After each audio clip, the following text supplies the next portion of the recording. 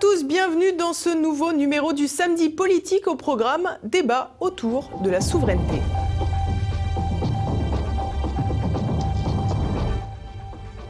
L'Europe actuelle ne fonctionne pas. Ce n'est pas le peuple qui est en tort. Ce sont les élites qui trahissent le peuple et qui trahissent ce pourquoi ils ont été élus. Moi je pense que les souverainistes sont faibles quand ils regardent les sondages le matin et qu'ils disent « Ah bah, c'est une institution qui, loin d'apporter la paix, est éminemment dangereuse. »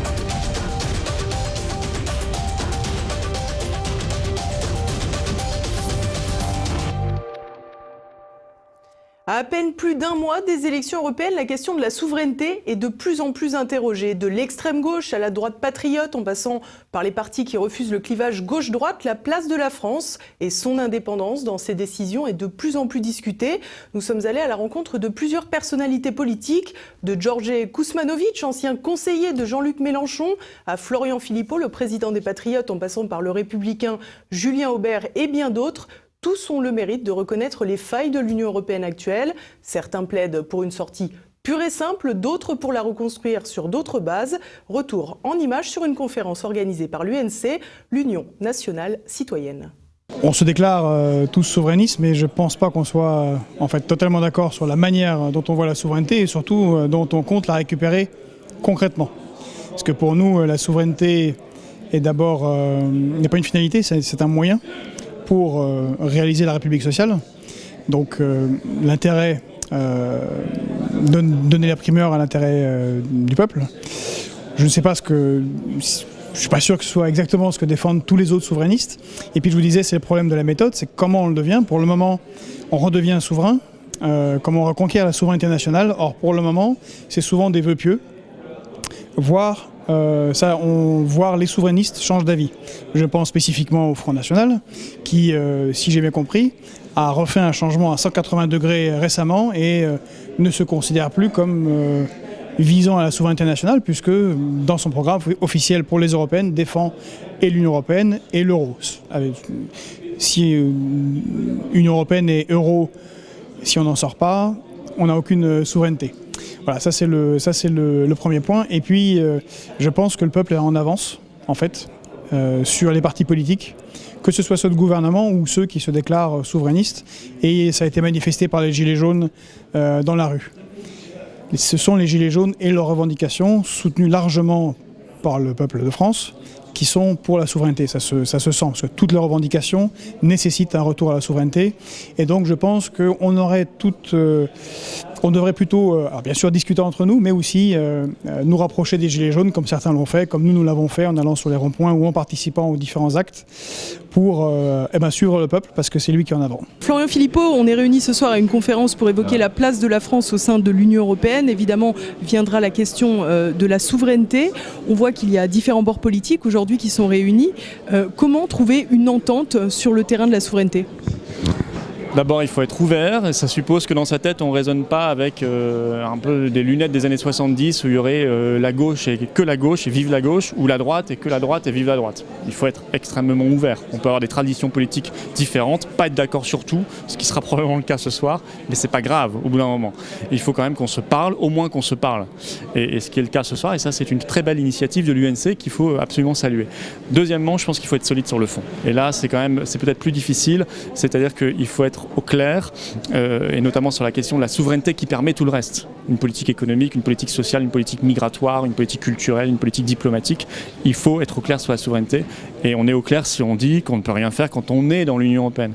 Moi je pense que les souverainistes sont faibles quand ils regardent les sondages le matin et qu'ils disent « Ah bah, puisque les sondages montrent que les Français seraient contre la sortie de la France de l'euro et de l'Union européenne, je vais être contre la sortie de la France de l'Union européenne et de l'euro. » Eh bien ça affaiblit considérablement ceux qui se disent souverainistes. Macron, lui, il est clair. Dès qu'il y a le mot France, il veut le gommer, il veut mettre le mot Europe à la place. L'armée, tout cela, il est clair. Nous, en face, il faut qu'on soit extrêmement clair. Si on n'est pas clair, on ne sera jamais entendu, on ne sera jamais majoritaire. Au départ, l'idée, il y a bien longtemps, juste après la guerre, de faire l'Europe, c'est-à-dire de rassembler, de réunir, de rapprocher, en tout cas, des nations qui étaient dans des camps différents pendant la guerre, est une idée pacifique et même pacifiste, est une bonne idée. C'est comme ça qu'est née la communauté du charbon et de l'acier. Et puis cette communauté s'est élargie à de nouveaux pays. a sécrété des institutions nouvelles, les a renforcées peu à peu, et tout s'est passé comme si il y avait une volonté collective, c'est le cas d'un certain nombre de dirigeants d'ailleurs, comme s'il y avait une volonté collective de créer un État supranational. Les États-Unis d'Europe, avec une sorte de gouvernement, la Commission, avec un Parlement, avec un Conseil des chefs de gouvernement, c'est-à-dire certains attributs qui ressemblent à ceux des États souverains, des États nationaux. Et pourquoi est-ce qu'un certain nombre de gens qui avaient pu accueillir avec faveur ou avec intérêt au départ l'idée d'une réconciliation, d'une entente entre Européens, pourquoi est-ce qu'un nombre croissant de gens s'éloignent et se défient de cette marche incessante vers plus d'Europe, vers une Europe supranationale, vers quelque chose qui ressemblerait à un État fédéral?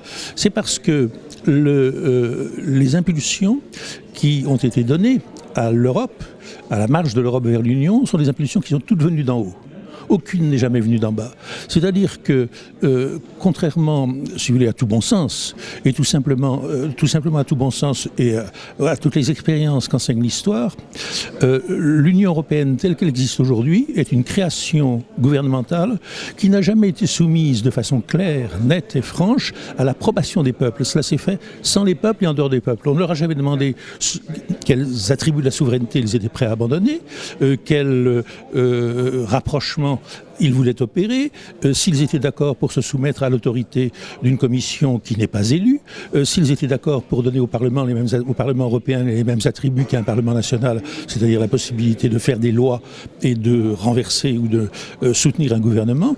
Donc les choses ont été faites en dépit du bon sens. On dit l'Europe c'est la paix, enfin l'Europe de Bruxelles bien entendu, et on vous oppose ça quand par exemple vous remettez en question la monnaie unique, on vous dit ah oui mais la monnaie unique si on remet en cause, vous aurez une nouvelle guerre en Europe, il faut s'accrocher aux institutions de Bruxelles telles qu'elles sont si on veut préserver la paix, d'ailleurs sur un mode extrêmement défensif. Je pense exactement le contraire, que l'Europe telle qu'elle existe à Bruxelles, à ne pas confondre avec l'Europe historique, l'Europe de civilisation, l'Europe, si on veut, des nations, enfin l'Europe à laquelle je suis profondément attaché, l'Europe de Bruxelles est en danger de guerre. Alors, il est faux de dire qu'elle nous a apporté la paix. La paix existait depuis 18 ans, 13 ans, quand le traité de Rome a été en application, c'est-à-dire 58-59. Ensuite, je veux bien qu'elle joue un rôle dans la résistance à l'offensive soviétique, au communisme, au temps de la guerre froide, mais à partir de 1990, elle s'avère une machine de guerre. Nous avons deux guerres affreuses qui ont ravagé l'Europe, dont l'une ravage encore l'Europe, c'était la guerre des Balkans, et ça a été la guerre de l'Ukraine. Et puis nous avons des guerres en marge de l'Europe, une que j'ai suivie de très très près, c'est la guerre de Syrie, et chaque fois, on voit que l'Europe institutionnelle, celle de Bruxelles, c'est une espèce de pousse au crime. Je ne suis pas certain qu'il faille penser l'Europe à la place des autres. Je partage le diagnostic que l'Europe actuelle ne fonctionne pas. Je crois qu'on passera d'abord par une grande crise, par la volonté française aussi, quelque part, de récupérer sa souveraineté sur un certain nombre de sujets, qui provoquera de facto un réalignement. Et ensuite, c'est à chaque pays de se repositionner par rapport à ça. Vouloir expliquer ce que doit être l'Europe demain aux Allemands, aux Italiens, je crois que c'est un péché d'orgueil, que certains d'ailleurs parfois font. Et donc plutôt que de penser par le macro, moi je préfère penser par le micro en me demandant qu'est-ce qui est bon d'abord pour le peuple français. Alors justement, ce qui est bon pour le peuple français, beaucoup de gens l'évoquent, beaucoup rappellent également le scrutin de 2005 qui s'est transformé finalement en traité de Lisbonne avec Nicolas Sarkozy. Quel est votre point de vue sur cette question ? Je crois que le traité... alors d'abord moi j'étais contre ce traité. Et je pense qu'effectivement, Nicolas Sarkozy l'avait annoncé dans son programme, mais que ça a provoqué une rupture de confiance à l'égard du personnel politique. Et on a un vrai débat à avoir sur la place du référendum. Ce qui se passe sur le Brexit n'est pas plus engageant également. Et si on n'y prête pas garde, on finira par avoir un vrai divorce, effectivement, avec l'opinion publique.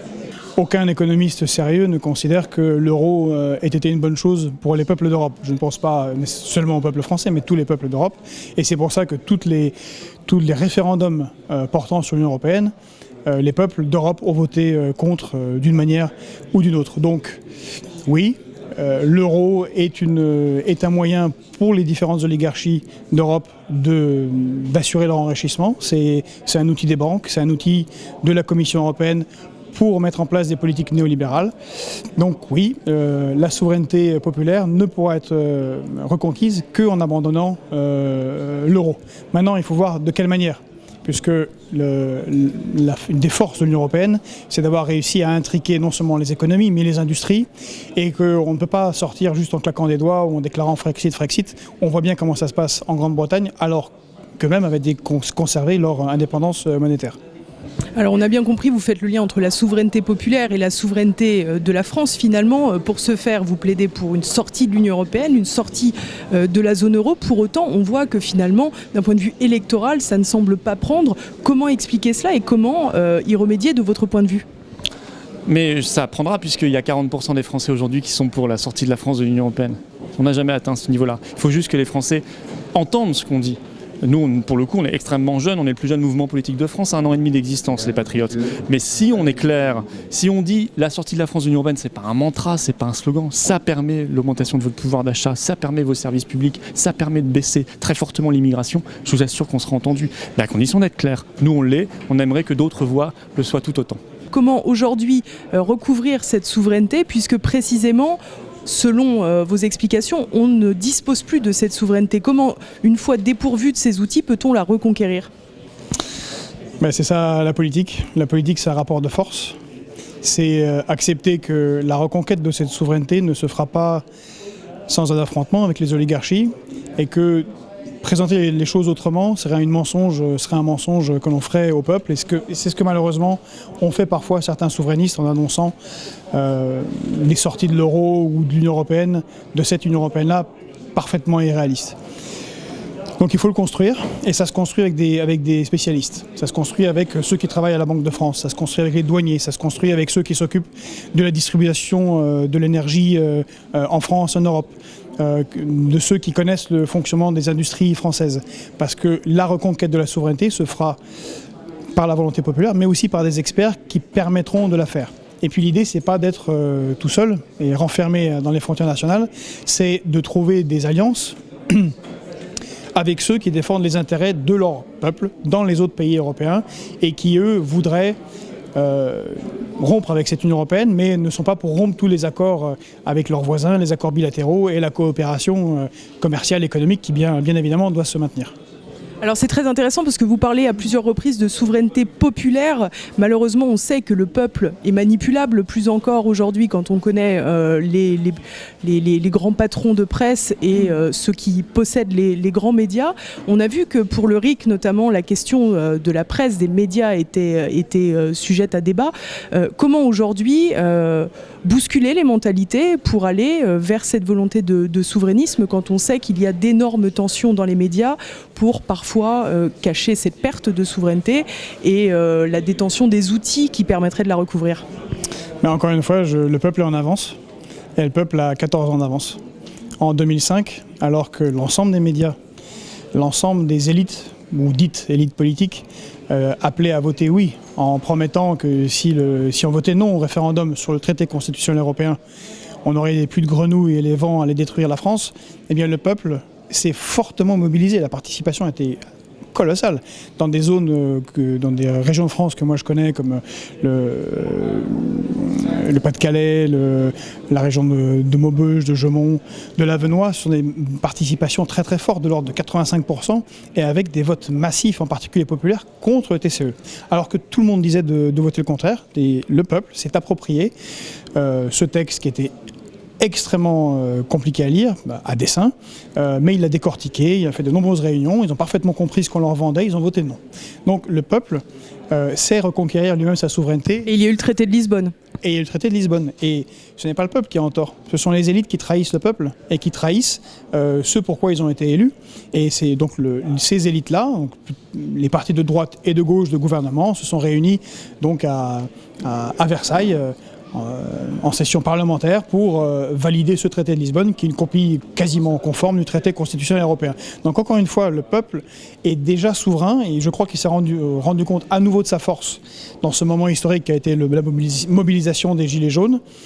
Il sait qu'il peut se mobiliser parce qu'il a l'antécédent de 2005 et je pense qu'il comprend que cette élection européenne en cours a assez peu d'intérêt, puisqu'on envoie des élus qui n'auront aucun pouvoir au Parlement européen, puisque ce Parlement européen n'a aucun pouvoir par rapport à la Commission européenne, et donc ils s'abstiennent. Et pourtant ils se mobilisent politiquement dans la rue et sur les ronds-points. Moi je crois qu'il ne faut pas penser la France contre l'Europe. Et donc toutes les logiques extrémistes ou extrêmes visant à pousser le souverainisme dans ses limites, avec un complexe d'Astérix, nous conduira de toute façon à une impasse, de la même manière d'ailleurs qu'Emmanuel Macron nous conduit dans une impasse avec une logique fédéraliste à l'extrême. La modération de ce point de vue-là est le bon axe. La modération, on est ferme sur l'essentiel. C'est-à-dire que la France doit rester maître de son destin et la démocratie doit in fine trancher les grandes décisions qui concernent le peuple français. Après, comme dans un immeuble, on peut effectivement avoir un syndic qui défend nos intérêts pour l'extérieur et à qui on délègue des responsabilités d'intérêt général, mais ce n'est pas au syndic de vous dire la couleur de vos rideaux. Vous savez que c'est une comparaison de Nicolas Dupont-Aignan. Mais écoutez, c'est une comparaison de Julien Aubert, sans doute, qui a inspiré Nicolas Dupont-Aignan. Cette rupture n'est donc pas seulement elle est aussi, mais elle n'est pas seulement une rupture entre élite et peuple, entre ceux d'en haut et ceux d'en bas, mais elle est une rupture, si vous voulez, parce qu'il y a déni de démocratie, parce qu'il y a une façon de faire qui n'est pas conforme aux principes dont on se réclame. Récemment, on a eu deux partis en France, ou deux mouvements politiques, le Front National et la France Insoumise, qui ont incarné une forme de souverainisme. Bon, pour le Rassemblement National qui a changé de nom, il a en même temps, encore une fois, changé de politique. Donc il a laissé sur le côté tous ceux qui ont pu croire en une incarnation par le Front National d'une forme de souveraineté. Du côté de la France Insoumise, on a eu Jean-Luc Mélenchon, candidat à la présidentielle, qui, pendant la présidentielle, a théorisé la rupture du clivage gauche-droite, qui a voulu incarner une forme de populisme et qui a mis en avant de toute sa proposition de changement en France, la souveraineté et le retour à l'indépendance de la France.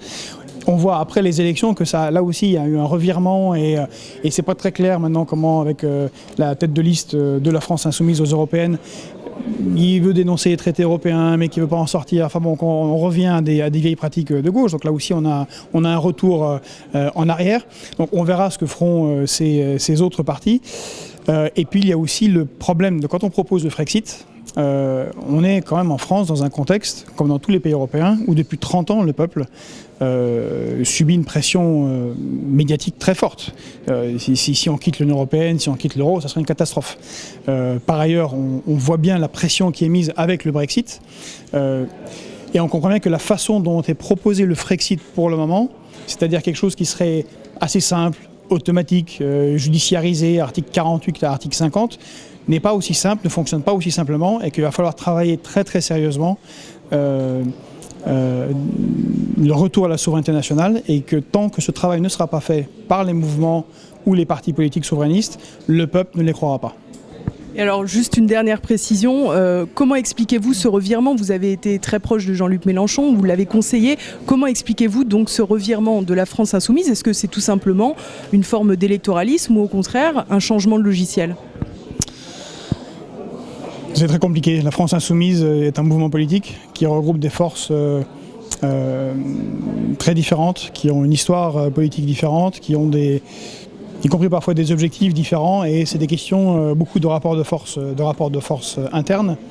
C'est aussi également le fait, on va dire un peu électoraliste, du fait que la France Insoumise s'attendait à avoir une élection européenne classique, c'est-à-dire où il ne se passe pas grand-chose, assez ennuyeuse, où le peuple ne participe pas, et où ne vont voter que des européistes, qu'ils soient progressistes ou libéraux. Et donc il fallait un peu mettre de l'eau dans son vin par rapport à une campagne présidentielle qui était très nationale, justement très fortement souverainiste. Bon, il y a eu une volonté électorale, mais qui s'est confrontée malheureusement, j'allais dire, en tout cas pour la France insoumise, au soulèvement du peuple par les Gilets jaunes. Et donc là, il y a une rencontre entre deux logiques qui font qu'il y a des tensions au sein de la France insoumise. Pour ma part, je l'ai quitté parce que il y a des tensions personnelles et puis je suis pour une rupture franche avec l'Union européenne. À un moment donné, alors que Tsipras avait trahi la volonté du peuple grec qui, par voie référendaire, avait voté en juillet 2015 non, on s'était rendu compte qu'il fallait trouver un moyen pour concrètement sortir des traités européens, donc de l'Union européenne. Et ce moyen, c'était les plans A, plan B, qui avaient été proposés. Or, ce plan A, plan B, qui était sérieux au début, petit à petit, de sommet en sommet, est devenu de moins en moins sérieux, devenu plutôt un rassemblement de la gauche européenne, ce qui est fort intéressant, mais ça existe déjà. Et il n'y a plus ce travail concret, comme je vous le disais, de trouver les moyens, puis de l'expliquer au peuple, de comment est-ce que très concrètement on retrouve la souveraineté budgétaire, monétaire, la souveraineté stratégique, parce que ce ne sont pas des choses qui peuvent s'opérer juste par des rodomontades et des déclarations bien senties. Alors à Bruxelles, il règne un état d'esprit qui est extrêmement dangereux, que vous trouvez aussi aux États-Unis, que vous trouvez en Angleterre. On le trouve heureusement beaucoup moins en France, où on considère que Poutine c'est Hitler, quoi. C'est-à-dire qu'on a ces gens-là sont complètement incultes historiquement, donc ils peuvent faire des comparaisons qui sont complètement idiotes. Mais il est important que de savoir que l'état d'esprit qui règne à Bruxelles sur ces questions soit un état d'esprit extrêmement belliciste.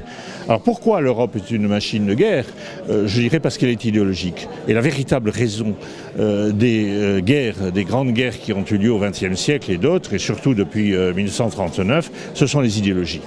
Les idéologies, c'est c'est l'idée qu'il y a le camp du bien, le camp du mal, que vous avez une vocation messianique d'amélioration de la condition humaine par la suppression de la propriété hier, par la suppression des nations aujourd'hui. Dès que vous avez des gens qui ont une vision idéologique des choses, ils ne savent pas s'arrêter. Et puis, ils considèrent aussi que leurs idées simplistes sont valables pour le monde entier, donc ils poussent un petit peu plus loin.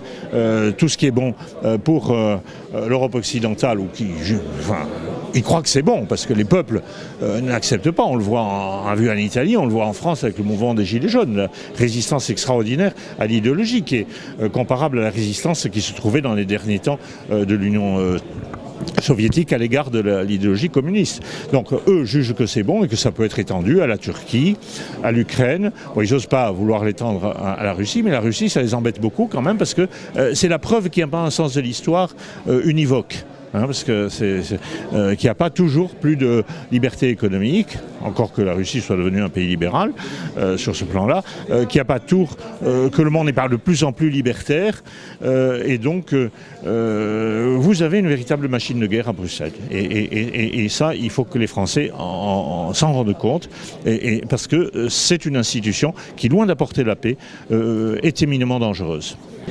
Dans n'importe quel choix, que ce soit un choix privé, dans la vie privée de quelqu'un, que ce soit un choix public dans la vie politique, il faut savoir ce qui est important, ce qui ne l'est pas. Il y a un certain nombre de gens dont je fais partie, dont les gens qui sont ici ce soir font partie, qui considèrent manifestement que la question de la souveraineté est une question primordiale et que même si on n'est pas d'accord sur la GPA ou sur n'importe quelle question de mœurs, c'est beaucoup moins important que le fait qu'on soit d'accord sur la souveraineté. Donc il y a un certain nombre de gens qui sont d'accord pour dépasser les querelles d'ego, les querelles de boutique, les querelles de petits ou de moyens partis, et pour marcher ensemble. Je ne peux que constater que ça n'est pas le cas de tout le monde. Et en particulier, si vous voulez, ce que je reproche à l'heure actuelle à la droite, aux droites, à l'ensemble des droites, enfin des grands partis de droite, parallèlement d'ailleurs à ce que font les grands partis de gauche, c'est de faire passer des considérations manifestement personnelles ou des considérations secondaires après cette considération fondamentale. Établir des priorités, mettre en suspens les considérations secondaires, est bien plus facile à dire qu'à faire. Pour l'heure, les souverainistes se parlent, mais ne s'entendent pas encore. Et voilà, on est arrivé à la fin de cette émission. N'oubliez pas de la partager, de la commenter, en attendant de vous retrouver la semaine prochaine. À bientôt.